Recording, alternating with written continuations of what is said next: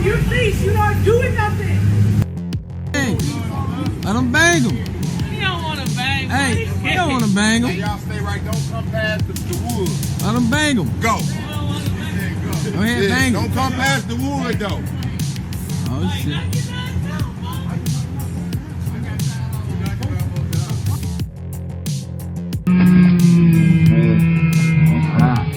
Size will impact the way that people select their targets. Bigger guys can appear to be a harder target. So the way that you physically appear can have an impact on whether you're actually selected as a victim for violence. And this is one of the things I'm going to go through in my workshop in New York, so make sure you come along, message me for details on that. Ultimately, this is why a lot of guys go to the gym.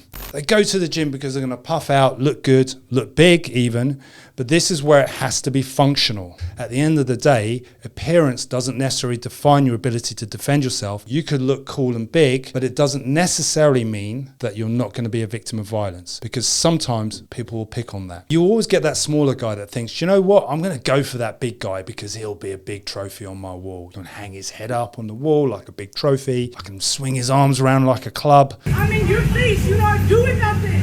So what makes you a target for violence? Very simple answer, the appearance of weakness, because predators look for weak people. There's always physical and mental signs of weakness, but body language is the first indicator of weakness. How you move, how you walk, the way you stand, the way you present yourself, basically. This is what's going to make you stand out from the crowd. You can fake it till you make it. If you don't have that ability, you can fake that you're a hard target. If a predator is looking at you, but you see that they're looking at you, then you have them at a disadvantage. So apart from body language and posture, simple eye contact or just awareness of what's happening around you can reduce the risk of you being a target for violence. So get your head out of the phone, make sure you're looking around and you know what's happening around you, because being an ostrich won't keep you safe. Eye contact's important, but what you want to do is not necessarily stare at the person that's staring at you, because that can antagonize the situation. It could escalate the situation, especially if that person's got bad intentions. What you want to do is acknowledge their presence, because if you acknowledge their presence, it's very difficult for someone to act on you because you are aware that they're there. You know that they're there, they know that you know that they're there. It's very difficult to attack someone when they're aware that something's going to happen.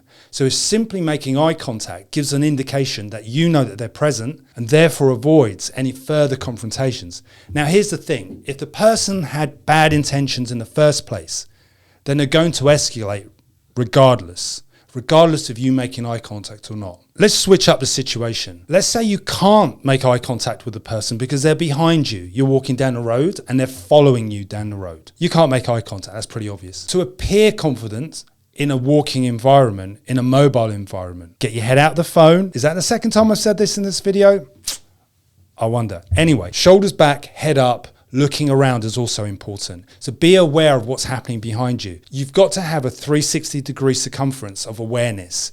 Know what's happening in front of you, to the side of you, to the other side, and most importantly, and this is the key thing, behind you. Because there's so many videos of people being sucker punched. Some years ago, there was a trend of happy slapping, where kids were running up behind people and punching them, bang, from the side, from behind. And all of these things can simply be avoided by, one, having good body language, two, good spatial awareness, knowing what's happening around you. So if you get your head out of the phone and you look at reflections, you look at what's happening around you, you'll have a better indicator to be able to defend yourself. All said and done, you've followed all the steps. You've identified that there's a threat in the environment and that person's targeting you. The other considerations you've got to take on board is it a busy environment? Is it an empty street, or is it a busy environment with other individuals? Now bear in mind, there is something that we refer to as bystander intervention. And that is a very simple rule that people will come to help, but there's one thing you need to bear in mind. One thing we do know from a lot of studies on the subject is that the more people that are there, the greater the number, the less likelihood you're going to get help. Because people generally will help if they feel that they're skilled and able to help. When they feel that they're not, they always defer to someone else in the group. And there's lots of cases where people have been attacked in busy environments, targeted, dragged off into unsavory places, and bad things happen to them. And they've all started within a context of a busy street. So my advice always would be to seek help immediately. Withdraw yourself from the situation immediately. But you have to, in the case where the person's actually behind you, you've got to turn and face them. You can't continue to walk away. I've seen this so many times where people have been at risk and they've been walking and have had a bad guy following them and they've not taken proactive action.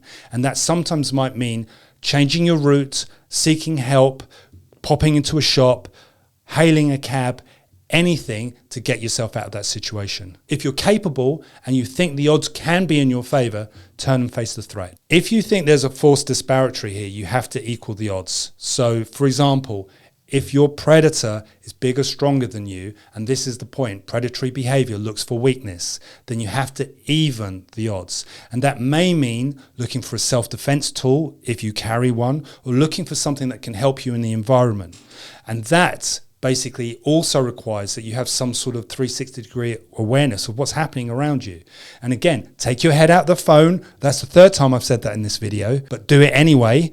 And that will give you some awareness, your own personal self-defense, because your defense is your responsibility, no one else's. Drawing people into the situation is always a good idea. Being vocal and actually bringing awareness to what's happening can actually lead to help in your case. It is always, everything's on the table. It's always worthwhile drawing attention to a situation. And even if you have to make up a story, make it, do it. And that could be anything from, I don't know who this person is, to they've stole my ice cream. Whatever it is, you've got to try to draw attention from the people around you to what's happening. And yes, I get it. You may be embarrassed. You don't want to draw attention to yourself, especially if you're an introvert. I can imagine that would be the worst case scenario. But at the end of the day, it's your personal safety at risk here. And predators will often feed in busy environments. It's no different to that lion. It hunts a herd, but it picks the weakest at the edge of the herd. And in this case, you need to hide in the herd. So what's the takeaway? Put the mobile phone down. That's the fourth time I said it. But one thing that's really important is your own personal awareness. Now, I call this the anatomy of violence, and I'll be going through this in New York. Come see me. You'll learn something. You'll have fun. We'll get to meet. We'll get to train. And who knows, you might even be able to hit me, or I hit you. Thanks for watching. Check out the link in the description.